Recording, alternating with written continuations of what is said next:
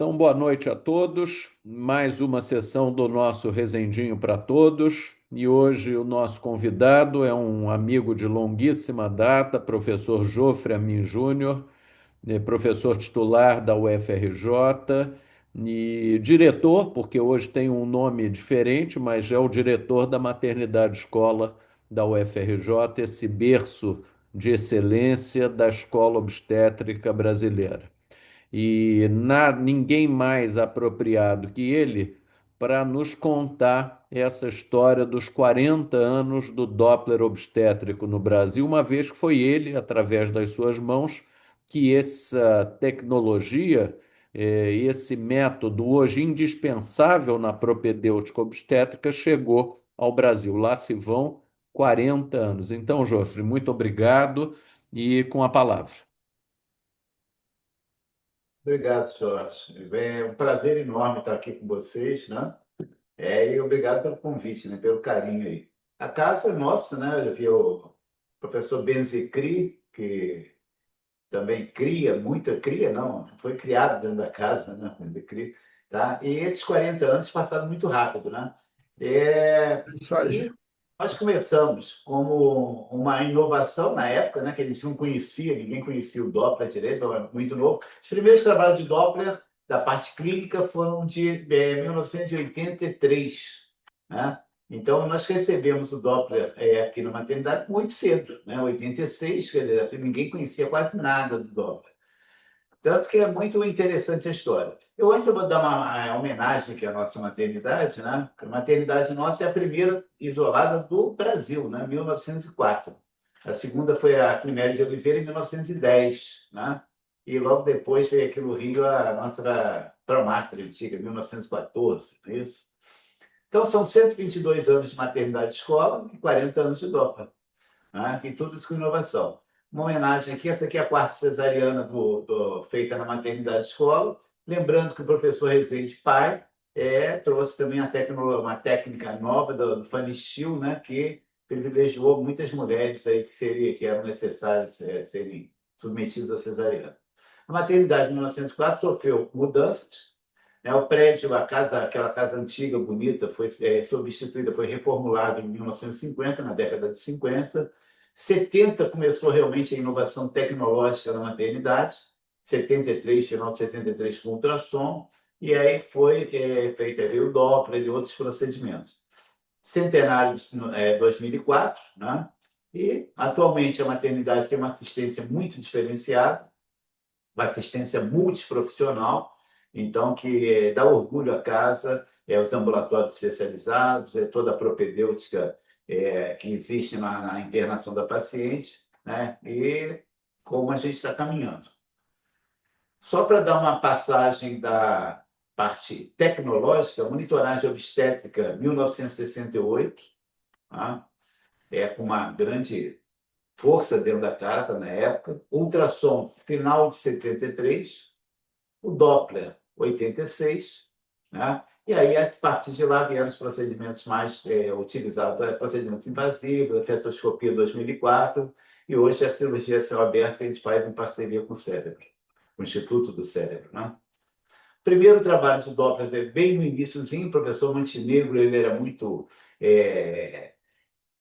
nervoso, né, com a divulgação de novos procedimentos. Então, em 86, foi logo feita uma revisão do Doppler, mesmo a gente tem grandes conhecimentos, mas para mostrar o caminho do Doppler, né? Então, um trabalho de 1986, que eu tive o prazer de participar, o professor Rezende Pai também estava aqui, né, na época. E o nosso primeiro aparelho de Doppler, que veio com o Doppler contínuo, na época a gente chamava de Doppler cego, né? Porque você tinha uma canetinha só de Doppler, em que você não visualizava imagem nenhuma, porque ele ainda não era ligado ao ultrassom, e você só identificava o vaso pela forma da velocidade da onda. Então você fazia artéria uterina, olha o formato da uterina, o desenho da uterina, artéria umbilical, tá? E a gente ousava, até mesmo sem enxergar, a gente acoplando o ultrassom junto, não, vamos pegar a cerebral do feto. Foi até uma tese do Maurício Peixoto, uma tese de doutorado do Maurício Peixoto, que a gente fez uma curva de normalidade da cerebral com Doppler contínuo, quer dizer, não foi nada preciso nisso aí. E hoje, se a gente olha para os equipamentos, eles têm uma sensibilidade muito maior, quer dizer, tem mais segurança em tudo que faz, né? E a tendência é cada vez melhorar mais. Mas isso aqui é histórico, é muito bonita a imagem, ficamos loucos. E a evolução do Doppler. Começamos com o Doppler cego, Doppler contínuo, logo se associou ao ultrassom, foi o famoso duplex, né? Que você tinha a imagem de ultrassom e a janela do Doppler, no próprio aparelho de ultrassom. E depois veio o mapeamento a cor, né? Que você, a parte de fluxo aparecia com a coloração. Então, facilitava mais a visualização do vaso, você tinha uma precisão maior, claro, né? Dos vasos, e até vasos de menor calibre você conseguia acessar. E aí foi feita a evolução. Claro que a parte tecnológica, até cada vez melhor com esses aparelhos aí, esses equipamentos, né? E você foi conseguindo pegar até pequenos vasos e tudo. Isso hoje é uma maravilha. Mas o princípio ele permanece muito próximo, né, desses 40 anos. A não ser mais, claro, que você tem utilizações outras pela sensibilidade do aparelho. Você, no início, você teve lá a variação do compartimento materno, né? E o compartimento fetal. Então, você tem a parte, a hemodinâmica toda aí. Tanto que você, com Doppler cego, né, você, no início, o lado materno, a gente adicionava todos os vasos. Você tem artérias uterinas, artérias arqueadas, né? Então, você tinha mapeado todos os vasos. E tinha escolas, né? O americano usava a arqueada, aliás, o inglês usava a arqueada e o americano usava a uterina. E acabou prevalecendo a uterina, que é uma resultante de todas aquelas artérias uterinas. Para você avaliar o lado materno, foi consagrada a artéria uterina e as outras foram esquecidas, né? E no lado fetal, quando você teve uma evolução dos equipamentos, a parte tecnológica evoluindo, só a artéria umbilical, que era realmente você tinha uma precisão maior no lado fetal, mas você com o Doppler, o pulsar, o duplex e o Doppler colorido, aí você começou a avaliar outros vasos, a cerebral, o duto venoso, e hoje são os vasos que você usa com maior frequência. A avaliação do Doppler do exame em si, né, você pega aqui uma onda, né, um componente sistólico, diastólico, tá? E aí você avalia os segmentos que tem. E todos são avaliados por índices, né? Então, você tem sempre uma relação entre a sístole, componente sistólico e componente diastólico. Você vê que isso aqui é histórico, né? Relação AB, ponta sistólico, final da diástole, que não se usa mais praticamente hoje. Hoje a gente trabalha mais com o índice de resistência e o índice pulsados. Mas se resume ainda aos mesmos princípios aqui: artérias uterinas, resistência vascular periférica e hoje muito utilizado no rastreio da pré-eclâmpsia e do crescimento restrito. Tá? Lado fetal, para avaliar todo o perfil hemodinâmico do feto, em todo o fluxo fetal. Artéria umbilical, cerebral média e duto venoso, né? Que são os mais utilizados. A unidade funcional, espaço interveloso. Né? Aqui nós temos as uterinas, que ramificam as arqueadas que circundam o útero, espiraladas que desembocam no espaço interveloso. Né? Então, isso aqui é onde ocorrem as trocas materno-fetais. Né? Isso é super importante. E essa marcação aqui que existe é onde ocorre toda a transformação na gravidez, né? A invasão trofoblástica, para melhorar o aporte ao espaço interveloso, de nutrientes, né? Principalmente. Desde aquela época, né, se criavam termos, a placentação humana normal, placentação humana anormal. Essa placentação se referia à invasão trofoblástica, né, destruindo, né, a capa musculoelástica das artérias espiraladas. Primeira onda de migração, segunda onda de migração, depois vieram modificações outras, né? Mas isso aqui é o que na época a gente conhecia, falava. Placentação normal, você tem uma primeira onda de migração, depois uma segunda onda de migração que destrói até a capa musculoelástica na parte miometrial. Né? No início pega só descida, depois vai melhorando. Isso faz com que a perfusão uteroplacentária fique suficiente, né? Satisfatória para o desenvolvimento ótimo da gravidez. Quando essa placentação não se dá de maneira normal, ocorre a ausência dessa segunda onda, você tem uma resistência maior, prejudica a perfusão do espaço interviloso, no espaço interviloso, e com isso você começa a ter alterações do lado fetal, né? E, na grande maioria das vezes, são alterações das arteríolas do sistema viloso terciário, e com isso aí causa prejuízo àquela gravidez. Isso, na época, falava síndrome de má adaptação, né? Quer dizer, não houve uma placentação normal, e com isso aí nós temos uma gravidez que precisa de uma vigilância maior. Doppler, essas imagens aqui são do nosso histórico Dopptec, né? É um Doppler contínuo, uma onda bonita, né? Até hoje a gente usa essas imagens. Tá? Se valorizava, a princípio, muito essa incisura, essa depressão no início da diástole, hoje não se valoriza tanto. Hoje você trabalha mais com os índices mesmo. Então, é um Doppler normal, existe essa modificação toda da artéria uterina, que aumenta o seu componente, o diastólico, no fluxo diastólico. Quando não tem aquela invasão trofoblástica adequada, você continua com uma resistência alta e, com isso, o fluxo diastólico é baixo. Então, essa resistência elevada está associada a uma invasão trofoblástica anormal.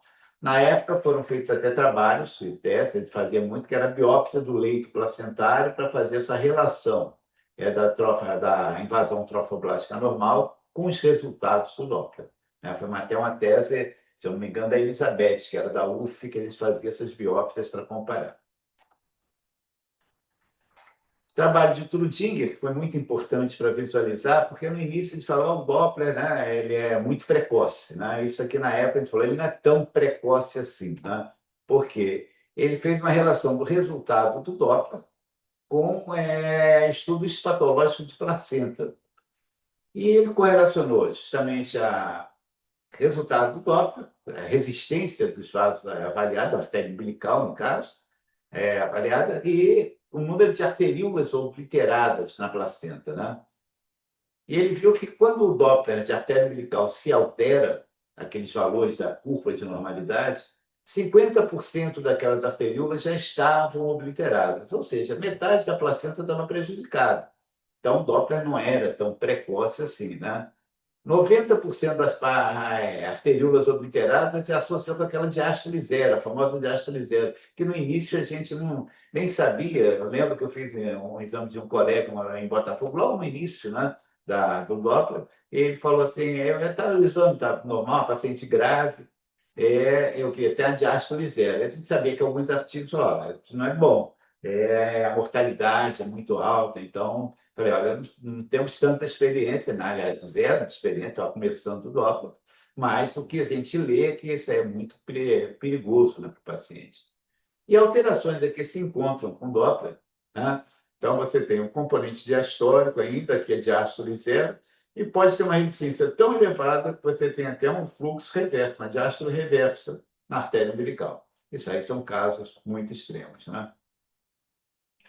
E aí começou a se cunhar conceitos naquela época da hemodinâmica, né? O perfil hemodinâmico do feto, coisa que a gente não tinha quando, né, não utilizava o Doppler, né?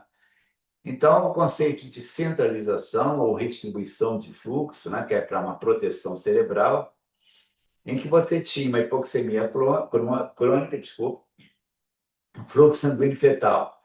Para manter a normoxia, o feto, a normoxia, ele faz uma redistribuição de fluxo, aumentando o fluxo em cérebro, coração, suprarrenal. Com isso, mantinha a normoxia desses órgãos considerados vitais na vida intrauterina, e outros órgãos eram penalizados. Tá? Então, nessa fase aqui, quando você tem essa redistribuição de fluxo, você tem que manter a normoxia. Teoricamente, você não tem um risco maior de sequelas, né, que se acreditava naquela época, né, que é sistema nervoso central, mas você tinha prejuízo de outros órgãos. Hoje a gente sabe que uma centralização, quando o feto fica centralizado um período muito longo, existem sequelas, uma mais fina, né, que você tem também risco de sequela no sistema nervoso. Então, aqui a artéria cerebral é normal, um componente diastólico mais baixo, uma resistência alta. E aqui, quando ela tem a redistribuição, você tem um componente diastólico mais alto, né? Então, o feto está centralizado, né, com essa redistribuição de fluxo. E, é claro, na época, a experiência maior de avaliar a vitalidade fetal era com o perfil biofísico fetal, né? E o perfil biofísico fetal, salvo aquelas variáveis crônicas, né, líquido amniótico, né, são variáveis agudas, que avaliam a oxigenação do sistema nervoso central. Então, se cunhou o termo também de sofrimento fetal crônico compensado, né? Era o feto que tinha um Doppler anormal e o perfil biofísico era normal. Ou seja, a carga era reativa, né? Então, porque ele mecanismo de redistribuição, ele mantinha a normoxia do sistema do cérebro, cérebro e coração, principalmente, que mantinha essa carga normal, né? O perfil era normal. No descompensado, uma fase mais avançada, você tinha a hipoxia, sistema nervoso central, e aí o perfil biofísico, a cardiotocografia iria se alterar. Só lembrando, eu sei que são conceitos que a grande maioria já tem bem sedimentado, né? Variáveis do perfil, variáveis agudas do perfil, cardiotocografia é a primeira que altera. Então, é um índice bem. Hoje, a gente, ao invés de fazer, a gente fazia um diagnóstico de centralização, né? Apontava para fazer relação umbilico-cerebral. Houve uma inversão, se criou o índice cérebro-placentário, porque a artéria cerebral ela tem você pela curva de normalidade, naquela época a gente não tinha nem curvas de normalidade tão fiéis, porque no início você não tinha acesso à artéria cerebral média, né? Com Doppler contínuo, e você usava uma relação umbilico-cerebral. Hoje você faz cérebro placentário, CPR, em que você tem uma sensibilidade um pouco maior. Atualmente, essa relação esse índice cérebro-placentário é considerado critério bom para avaliar o crescimento restrito tardio, fetos limítrofe, né, para ir predição de sofrimento intraparto. Então, e já se conhece, trabalhos recentes agora, né, sugerem que essa associação de redistribuição, a redistribuição prolongada, é, gera alterações no neurodesenvolvimento, déficits cognitivos futuros e disfunção cardiovascular pós-natal. Então, isso aí hoje não é tão. Nada, a gente cada vez fica com avaliações mais finas do recém-nascido, né? E também um acompanhamento um período mais longo e ver que não é uma fase inocente. Já se tinha ideia disso aí, mas a gente arriscava mais um pouquinho, né? Hoje as nossas UTIs são melhores e a gente tem mais recursos também. O Doppler venoso, né, que hoje se utiliza mais. O Doppler venoso é sempre avaliar a função cardíaca fetal. Qualquer que seja, se começou com a veia umbilical, desculpa, aqui, ó, que é uma veia, não pulsa, o vaso não pulsa, né? E aqui você vê pulsação rítmica da veia umbilical, que é um vaso fácil de avaliar, você avaliava essa questão do Doppler contínuo, né? Então, mostra disfunção cardíaca. E o duto venoso, que você usa bem mais fino, que na época a gente com contínuo não tinha acesso, mas hoje também avalia bem a função cardíaca. Hoje se usa mais o duto venoso. A veia cava nem se usa tanto também. Então, você vê o avanço que deu o Doppler, e hoje os resultados que nós temos, você avalia fica muito à vontade, é um procedimento que veio para ficar na parte clínica, que o professor Jorge colocou no início, né? Hoje a gente não vive sem o Doppler também. Como não vive sem o ultrassom? Né? Então, o ultrassom e o Doppler, uma associação, uma parceria muito grande. O Doppler complementa as imagens de ultrassom até na ginecologia, né, para você usar o estudo da vascularização. Tá? Então, para tomada de decisão é excelente. Existem algumas patologias obstétricas próprias que o Doppler veio contribuir muito. Né? Uma delas é a doença hemolítica perinatal, que a gente hoje, graças às imunoglobulinas, aí, elas estão bem, né, não estão em alta, mas você, antes do Doppler, você fazia a avaliação do grau de anemia fetal com punções, seja com aminocentese na época anterior ou com a cordocentese. Para poder eu sempre falar, o feto estava sensibilizado, a mãe sensibilizada, vamos ver se o feto tem algum comprometimento. E o Doppler, ele veio substituir isso aí de maneira hoje muito boa. Né? Então, hoje praticamente você só faz a punção, no caso de um feto comprometido, quando vai para a primeira transfusão. Você antes avalia, faz o segmento todo com Doppler da artéria cerebral média. Isso por quê? Pela anemia fetal, estou apanhando aqui o anemia fetal, que tem a viscosidade sanguínea diminuída, aumenta a velocidade dos fluxos e dá o pico da sistólico, né, da velocidade sistólica. Então, esse é da artéria cerebral. E é o que você faz na predição da anemia, o grau de anemia fetal. O duto venoso, né, que é para avaliar mais função cardíaca. Então, quando os fetos estão com uma anemia mais grave, você utiliza o duto venoso e a artéria cerebral no acompanhamento desses fetos. Existe até um site aberto, né, perinatólogos.com, para você, com o resultado do Doppler, você estimar o grau de anemia, então você já sabe até o volume sanguíneo a ser transfundido. Né? Isso aí não é também novo. E aqui na maternidade, gente, há alguns anos, nós temos um ambulatório de gestação gemelar. Né? Isso aqui, principalmente ou praticamente com as monocoriônicas, a gente tem complicações maiores. Né? Então, você tem a transfusão gêmeo-gemelar, né? E tem uma sequência de alterações que o Doppler é fundamental para você fazer essa avaliação. Né? Então, que você hoje faz as correções, que a gente utiliza ainda pela fetoscopia, o shunt versus é interrompido a laser. Então, você tem um prognóstico muito melhor dessas gestações gemelares que são comprometidas com essa alteração venosa, né? Esse shunt artério venoso dos fetinhos aí. Em 2011, o professor Kipler, né? Ele fez aquela inversão da pirâmide, também que é muito utilizado hoje na prática clínica, e levou o Doppler para o primeiro trimestre, né, para você fazer rastreio. Então, ele não é só, ele se presta hoje para fazer um rastreio. E no primeiro trimestre a gente usa muito duto venoso para avaliar a neoplodia, esse é um dos 3 marcadores importantes, né, para você fazer o cálculo de risco para a neoplodia, uma translucência no duto venoso, né, osso nasal. Então, são vários marcadores que você utiliza, e principalmente a artéria uterina, que está sendo muito usada e utilizada para você fazer o rastreio da síndrome de má adaptação, não é só a toxemia, uma toxemia, risco de crescimento restrito, né, no primeiro trimestre. Então, para você dar cuidados adequados, promover profilaxia, né, para evitar justamente essas alterações. Tá? Então, aqui você tem o Doppler no primeiro trimestre, né? Em que a FMF ela fez, usa uma associação, quando combinado com o Doppler, com PAPA, né, hormônio de crescimento placentário e dados clínicos maternos, software também aberto, que você pode usar da FMF, você calcula risco, tanto para crescimento restrito, para complicações placentárias, né, para crescimento placentário, e a neoplodia, risco de neoplodia, tá? Que são o morfológico nosso de primeiro trimestre. E quando você associa com esse rastreio combinado, você dobra a sensibilidade do rastreio do que com Doppler sozinho, né? Interessante, bastante interessante.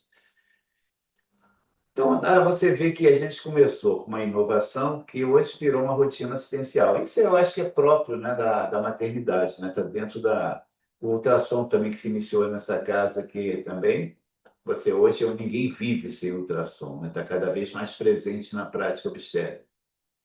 A gente lembra aqui das falas das teses que eram desenvolvidas dentro da maternidade. Eu lembro até da Lourdinha, por exemplo, volume total intrauterino, você com aquele ultrassom estático que você tentava fazer diagnóstico de crescimento restrito, fazendo o volume do útero como um todo, ou seja, pegava a placenta, líquido, pegava tudo junto, não só o feto, né, naquela primeira. E muitas outras técnicas que foram feitas, mas você vê que a casa está acompanhando até hoje, né, em termos de inovação. Então, Doppler, 40 anos, e continua sendo uma excelência, né, no acompanhamento clínico.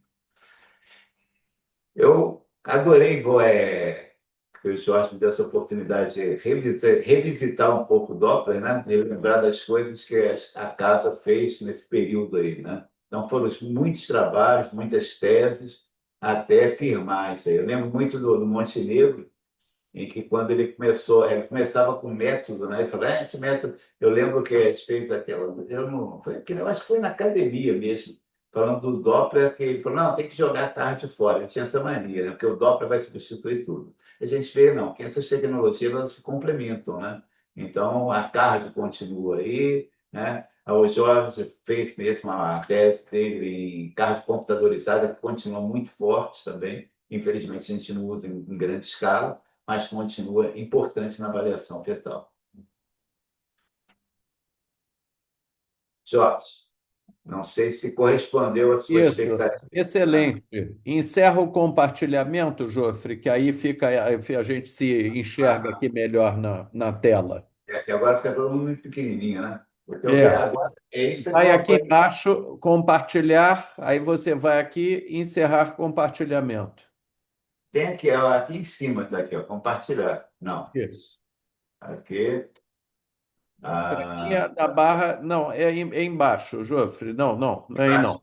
Embaixo, na barra do próprio Zoom, onde tem os participantes, onde você tira o áudio e tira o vídeo, É. tem assim, compartilhar.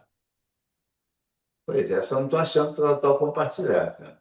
Fecha a coisa do PowerPoint que talvez ele pare. Não. Ah, tá. Compartilhamento Pronto, parou. Não. perfeito. Não, agora já saiu, já voltou, normal. Bom, eu que sei bem essa história, 1986 eu estava no terceiro ano da faculdade, começando a frequentar lá a ultrassonografia Botafogo e onde muita coisa surgia de novidade. E o Jofre está sendo muito modesto, porque realmente foi pelas mãos dele que chegou o Doppler aqui, que chegaram os exames invasivos também, né, Jofre? O Não. Montenegro, ele tinha essa coisa, ele estimulava os diletos assistentes, e o Jofre era um deles, que fossem ao lugar que estava começando como a Meca, e depois virou a Meca verdadeira da medicina fetal, da perinatologia, que foi lá o King's College. E a tua primeira ida foi em 86, então, né, Jofre? Nós fomos em 87, fevereiro de 87. Pois é, e isso é uma coisa notável, porque realmente, quase que embaixo do braço, trouxeram o aparelho, que não era um aparelho muito grande, e começaram às cegas, gente, porque eu estou vendo aqui os internos nossos, Jofres, eletivos, eles não têm ideia, quer dizer, hoje eles veem um aparelho sofisticado, que a gente tem imagem colorida, naquela época era uma canetinha. Imaginem vocês, é como se tivesse um sonar, só que em vez de ouvir o barulho, aparecia uma onda. E essa onda, o examinador tinha que, pela anatomia, descobrir: olha, isso aqui deve ser a anatomia das uterinas, isso aqui não, isso aqui deve ser uma arqueada, isso aqui é uma artéria umbilical. Era uma coisa realmente que envolvia muita arte, além, obviamente, do conhecimento. Então, eu fico feliz de relembrar aqui essa história. E eu queria que você, Jofre, contasse um pouco a aventura que foi no início. Quer dizer, como é que vocês começaram a fazer esses exames? Eu imagino que tenham tido enorme dificuldade. E o Montenegro estimulava, e ele, em meia hora, ele chegava nos congressos e dizia: olha, acabou, joga fora tudo, que agora o exame da vez é esse. É ou não é? Não, E, com certeza. e Na preparava verdade, os nossos. A gente estava ainda agora brincando que e hoje é o PowerPoint. Na época eram os carrosséis de slides e o Montenegro, faltando 10 minutos para a gente dar uma aula, ele mudava tudo, tirava tudo da ordem, dizia: joga esse fora, bota esse, tudo, e a gente tinha que improvisar na hora, não é? na época, lá você entrava e não saía, lembra? Tinha uma lá que era clássico, né? Que você entrava nele, não aquele rodízio dentro todo. É. Mas não, esse início aí realmente foi um início artesanal, né? Lógico, né?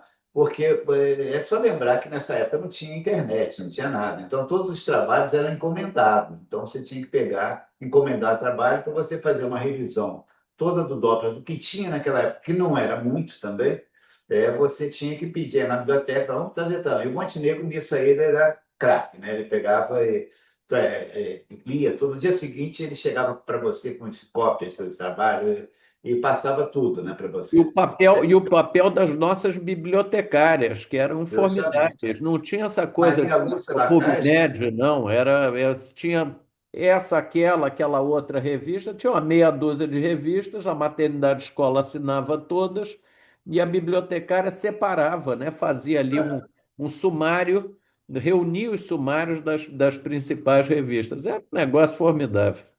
eu fiquei com pena que nós perdemos aquele pôster que foi reproduzido, que era do Kings, né? Ele tinha um pôster com toda a forma de onda de todos os vasos fetais que eles fizeram lá e nós replicamos aqui, né? Com o Doptec aqui também. Então foi feito, que fez até a propaganda da clínica Botafogo, tinha lá um pôster na sala de espera, quando E começou o Doppler também. quantas teses foram originadas lá da maternidade escola, desses métodos, que eu me lembro, o exercício do método, né? Então, botava lá curva de normalidade desse, daquele outro vaso. Era uma coisa muito bacana. Bom, a palavra está aberta, eu já falei demais, palavra está aberta a vocês. Só a história, né, Doppler? O Cristos, como nosso chefe da ultrassonografia da maternidade escola, eu acho que ele tem que se manifestar. Com certeza, estava me preparando aqui para pedir a palavra. Assim, parabenizar o professor é redundância, né? Eu sou fã do professor Joffre. Assim, ele me apoiou muito desde o começo, assim como o senhor também, professor Jorge. Então, assim, postou em mim. Eu lembro que meu primeiro emprego de ultrassonografia, o professor Joffre que me arranjou. Eu acompanhava o ultrassom lá na maternidade escola, eu fiz um curso e tudo mais, gostava de estudar e etc. Aí ele chegou para mim, vem cá, você está fazendo ultrassom? Eu falei, tô, não, mas estou pegando mão. Não, não. Aí me levou para a clínica, professor, calma aí, não, tem que soltar a mão, tem que soltar a mão. Vai pegando lá, pega a agenda e vamos. E ele pegou uma agenda, e eu peguei uma agenda que ficava do lado dele, então ele me ajudava, literalmente pegava na minha mão. Então eu aprendi muito. E é muito legal, a aula foi muito legal falando da história do Doppler, na verdade acaba entrando também na história da maternidade escola, e eu não consigo imaginar hoje a gente fazer obstetrícia sem Doppler, né? Hoje em dia não dá nem é inimaginável, né? E é um exame fundamental, sem dúvida nenhuma, para diagnóstico e para terapêutica, né? O professor Joff deu o exemplo da gestação gemelar. A gestação gemelar é impossível acompanhar sem o Doppler, né? Monocoriônica, pelo menos a cada 2 semanas. Então, ele realmente salva vidas. Ele vai dizer para a gente qual o momento certo para fazer uma intervenção, seja uma cirurgia, seja o parto. É, Agora, professores, aquele aparelho da canetinha sumiu. Eu fiquei muito curioso para ver como é que Mas funcionava. essa imagem aí, quem conseguiu é a Karina, que é chato, vai Tá atrás falando. quando assiste alguma coisa, né? Ela começou a ligar porque foi pedindo para todo mundo, até para o Kiko. A gente mandou mensagem lá, ele, não, não tem mais, não, não tem. Porque não tinha a imagem do. Aí ela conseguiu o contato com a Doptec mesmo. E ele falou, não, tem aqui, aí mandou a imagem. E eu, pô, ainda bem, né, cara? Eu achei muito interessante, né? Mas esse aparelho acabou, né? Por 40 anos, né, cara? Sumiu mesmo. Desintegrou. Mas ele deve ter sido usado por mais de década, né, Jô? Ah, foi. Porque o Doppler pulsado, ele surgiu o quê? Quase 10 anos depois, né? Não Foi, sei se foi. tudo isso O duplex, né, que você fala, é, né? é. Foi. É Que uns 10 aí, anos. não é? Que Mesmo aí assim, era difícil a acoplado com aquisição do Doppler aparelho. colorido e tudo, aí já era década de 90, né? Já não vi. 20 anos quase depois. É, Mas é uma evolução muito rápida, né? Passa muito. Aliás, o tempo passa muito rápido, né? Também, né? Tudo passa é. rápido. Teve a fetoscopia mesmo, que começou há pouco tempo, né, cara? Não tem tanto. Se bem que a primeira corda foi feita com fetoscopia, né? Lembra que entrava no fetoscópio para botar para funcionar a veia, não foi isso, Cristian? Você tá, é, eu acho que você deve estar mais lembrado do que eu aí. Você Do não que É, lembra? eu acho que. Mas você que Fazia fez com a primeira fetoscopia. corda, vocês fizeram a primeira corda aqui no Brasil na Aqui foi, maternidade, não aqui foi? foi, foi. E, e isso foi o quê? 80 e quanto? 87. 87. 57. Quando a É. gente voltou, foi logo no início, né? 87. A biópsia transabdominal, que só o Gollop, o Thomas Gollop fazia lá em São Paulo, a transcervical. E aí que o pessoal Cervical. usava mais a transcervical, né? É. E aí as transfusões vieram logo depois, né? Depois. Que até o pessoal ficava brincando, o Montenegro gostava de perturbar todo mundo, né? Com o Mário Dias lá em Minas, falando, isso aí acabou, esse negócio da transfusão intraperitoneal, falando, tem que ser, né, avaliando o feto com urina, essa confusão toda que se armava aí na época, né? E realmente, né, não tem como comparar você fazer espertofluorometria do líquido amniótico para ver anemia fetal com tirar o sangue do feto e fazer uma hematócrito, né? A gente fazia na sala, né, microhematócrito. Ele tinha uma precisão maior, né, lógico.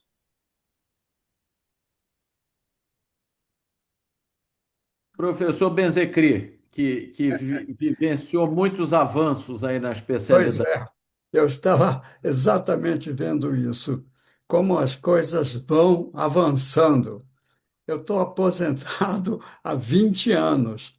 Então, você imagina, quando assisto uma aula dessas, eu vejo, puxa, na minha época não tinha nada disso. A coisa vai avançando, avançando. E realmente, Jofre está de parabéns, porque é uma apresentação maravilhosa que você fez. Para mim, realmente, eu fico surpreso com tudo isso. Por isso é que eu gosto de assistir a essas reuniões do Rezendinho, porque eu vejo muita coisa nova. Eu ainda trabalhando, não faço mais parto, mas ainda trabalho e atendo muitas pacientes, as minhas clientes antigas que não me abandonam. Então, eu sou sempre consultado sobre isso, sobre aquilo, me traz essas novidades, eu tenho que estar capaz de responder. Então, muito obrigado, grande abraço, Jofre, parabéns por tudo, parabéns, Jorginho. Obrigado ao senhor, professor Benzecri. Uma honra tê-lo aqui conosco com assiduidade. Palavra está aberta, quem quiser. Borges. Para não perder o hábito, né? Primeiramente, parabenizar nosso professor Jofre Amin Júnior. Prazer vê-lo, viu, Jofre? Parabéns aí, Obrigado, sucesso Cláudio. na missão da direção da nossa casa aí. Só fazer um comentário, né, chefe? Eu acho que é indubitável o valor do Doppler, mas que a gente não pode, apesar da ideia do mestre Montenegro àquela época, né, em relação à cartografia, a gente ainda usa muito a cartografia no nosso dia a dia hoje, como um fator importante na nossa tomada de decisão. Eu queria que o professor Jofre comentasse alguma coisa a esse respeito em relação à CTG, efetivamente, na hora da tomada de decisão. Não, o Borges, chama de Borges, né? Já se conhece há 200 anos já, né?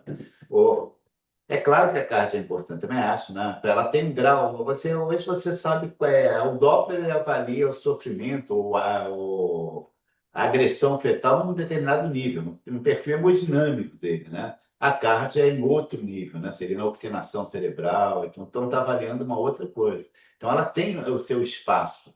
Porque mesmo na época, o Montenegro era provocativo, por isso que ele fala, já está fora, né? Mas ele sabia disso, sabia muito bem, né? Tanto que você, naquela classificação que foi feita na época, essa classificação é muito antiga, né? Sofrimento fetal crônico compensado, quando tem a retribuição numa fase inicial, em que está bem oxigenado, a carta é reativa. O pé está jóia, né? A carta está reativa. Ele não tem uma morte iminente na vida intrauterina, ele pode ter sequelas de outras maneiras, como hoje se acredita que mesmo a cardio reativa, mas se ele está centralizado, ele está tendo algumas sequelas, só que são sequelas mais finas, que muitas vezes não são visualizadas, né, de imediato, mas mais tarde pode aparecer alguma complicação, né? Então, a CARD tem um super espaço. A CARD computadorizada, que até na época o professor Jorge Filho, né, Rezende Filho, ele fez a tese dele de mestrado, né, Jorge? Eu acho que foi de mestrado. Doutorado, de doutorado. Foi Doutorado. doutorado É. Doutorado. computadorizada?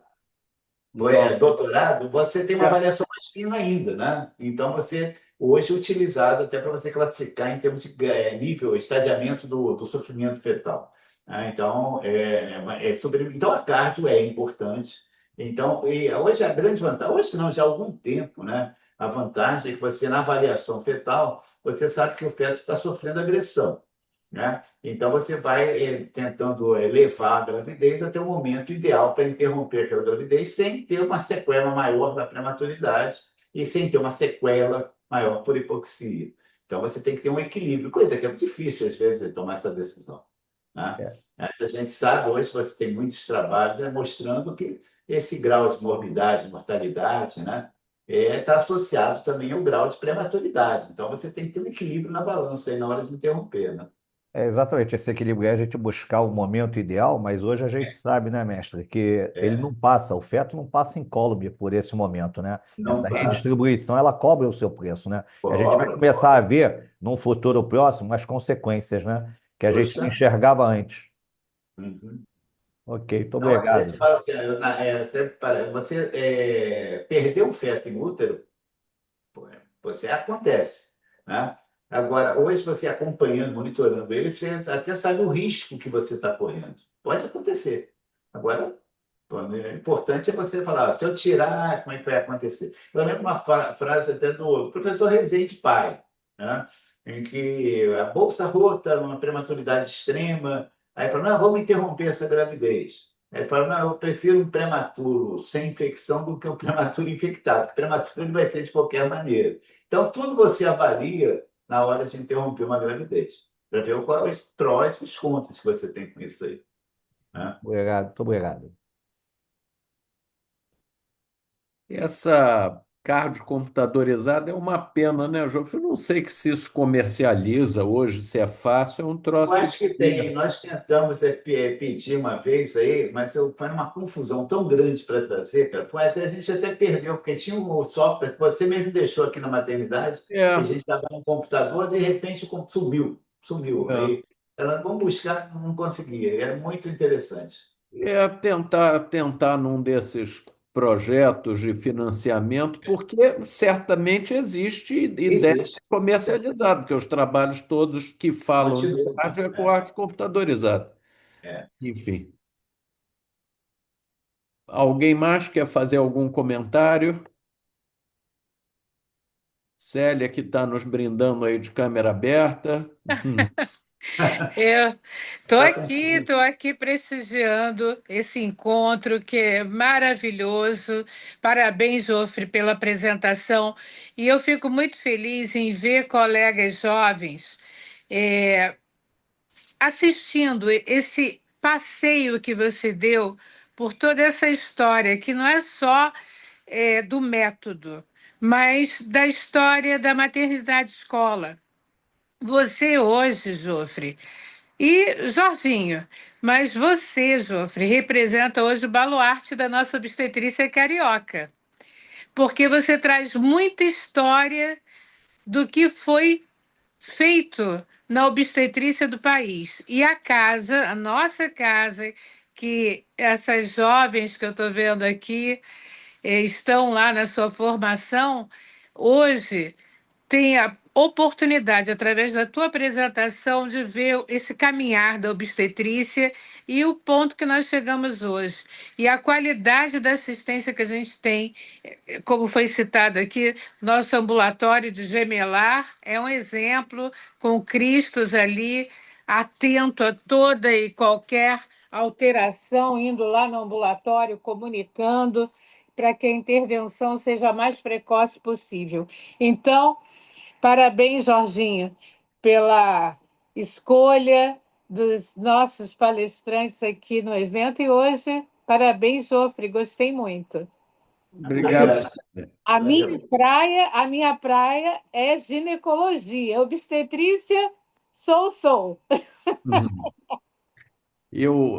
Esses meninos jovens que você está vendo aí, a maioria de nossos internos eletivos, eu facultei essa atividade, fico feliz deles estarem presentes e espero que estejam aproveitando e que, no mínimo, percebam a riqueza do cenário que eles frequentam como alunos, que é não apenas a UFRJ, mas especificamente a maternidade escola, que é um berço aí da obstetrícia em diversas vertentes, quer dizer, é uma escola obstétrica que lá tem origem. Então, não menosprezem com todas as dificuldades a nossa UFRJ, que ainda é um cenário da maior qualidade. Então, parabéns a vocês que são alunos e estão se formando agora. Outro dia, hoje mesmo, a Maria Clara, que está aí, me pediu para